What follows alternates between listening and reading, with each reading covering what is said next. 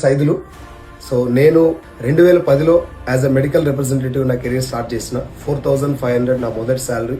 అక్కడి నుంచి 2013లో ఆంధ్రాలో కృష్ణా, ప్రకాశం, నెల్లూరు, గుంటూరుకు ఏరియా సేల్స్ మేనేజర్ గా ప్రమోట్ అవ్వడం జరిగింది. అక్కడి నుంచి మళ్ళీ తెలంగాణకి రీజనల్ సేల్స్ మేనేజర్ గా ప్రమోట్ అయిన వేరే కంపెనీలో. అక్కడ నా జీతం వచ్చేసి 50,000 రూపీస్, ఎంటైర్ తెలంగాణకి regional sales manager. So then lockdown వచ్చిన తర్వాత నా 50,000 salary at a time night చెప్పకుండా 15,000 రూపాయలు అవ్వడం జరిగింది due to the pandemic situation. అది కంపెనీ చేతిలో లేదు, నా చేతిలో లేదు. సో వచ్చిన తర్వాత నా ఫ్రెండ్ నాకు వెస్టీజ్ అనేటటువంటి ఒక బిజినెస్ ఆపర్చునిటీ పరిచయం చేయడం వల్ల, స్టార్టింగ్లో నేను అనుమానంతో మీటింగ్లకు వెళ్ళకపోవడం వల్ల ఇది ఏంటో నాకు అర్థం కాలేదు.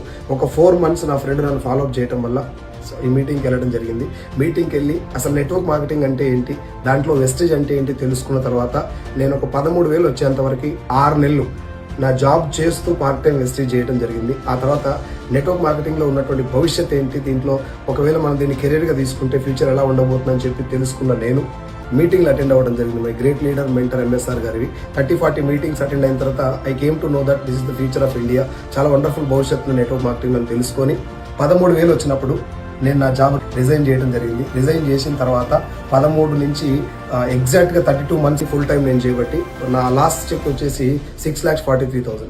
సో దీనికి అంతటికి 2 కారణాలండి. ఒకటి, నెట్వర్క్ మార్కెటింగ్ అంటే ఏందో తెలుసుకోవడం, ఒక